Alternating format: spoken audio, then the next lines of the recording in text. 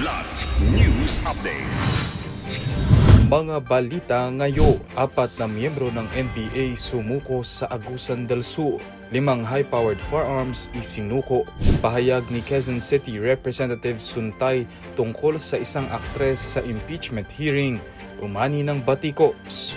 5.1 million pesos na halaga ng shabu na samsam sa Silang Cavite. 2 high-value target arestado.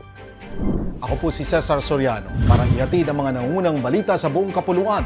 Ngayon, 4 na kasapi ng New People's Army o NPA ang kusang sumuko sa pamahalaan noong Marso 2 sa Talacogon, Agusan del Sur at ibinigay sa militar ang 5 high-powered firearms at iba pang kagamitang pandigma. Ayon sa Philippine Army, pinangunahan ng 26th Infantry Battalion kasama ang 1st Special Forces Battalion at 4th Infantry Division ang operasyon. Narecover ang 3 M16 rifle, 1 Galil, 1 M4A1 carbine, mga magazine, handheld radios at mahigit 190 na bala. Batay sa ulat, dismayado at hirap na sa kondisyon sa kabundukan ang mga rebelde kaya nagpasyang bumalik sa gobyerno. Itinuturing itong mabigat na dagok sa natitirang armadong grupo sa lugar. Sasailalim ang mga ito sa reintegration program upang makapagsimula muli bilang sibilyan.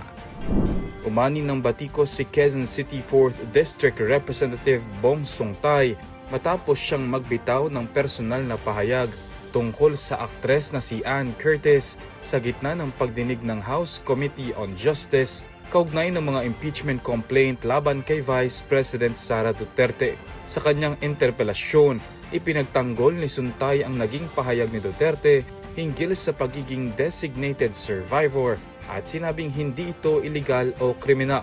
Gayunman, nagbanggit siya ng personal na karanasan kung saan sinabi niyang may na-imagine umano siya tungkol kay Curtis. May desire sa loob ko na nag-init talaga. Na-imagine ko na lang kung anong pwedeng mangyari. Pero siyempre, hanggang imagination na lang yun. Pero, hindi naman siguro ako pwedeng kasuhan dahil kung ano-ano yung na-imagine ko eh. Dahil dito, humiling si San Juan Representative Bel Zamora upang ipabura sa opisyal na record ang naturang pahayag na agad ding inaprubahan ng komite. Sa isang interview matapos ang hearing, nanindigan si Suntay na wala siyang ginawang mali. You cannot help having imagination or desire. Kaya nga, wala naman ako sinabi. Sabi ko, sometimes, nagkakaroon ako ng imagination at desire. Yun lang. Samantala sa isang statement, mariing kinondena ng House Committee on Women and Gender Equality ang pahayag ng mambabatas at tiniyak na hindi nila palalampasin ang anilay misogynistic na pahayag.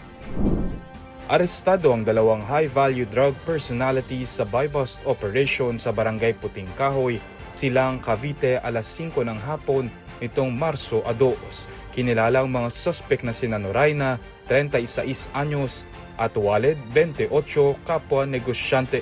Narecover sa kanila ang tinatayang 750 na gramo ng hinihinalang shabu, kakahalaga ng 5.1 million pesos at buy-bust money. Isinagawa ang operasyon ng PIDEA Rizal at Cavite, katuwang ang silang pulis. Sasampahan ng mga suspect ng kasong paglabag sa Section 5, kaugnay ng Section 26 ng RA 9165 o ang Comprehensive Dangerous Drugs Act of 2002. Para sa Kidlat News Channel, ako si Renzel Lenon, nag-uulat. ako po si Cesar Soriano kasama nyo sa bawat pagbuto ng balita.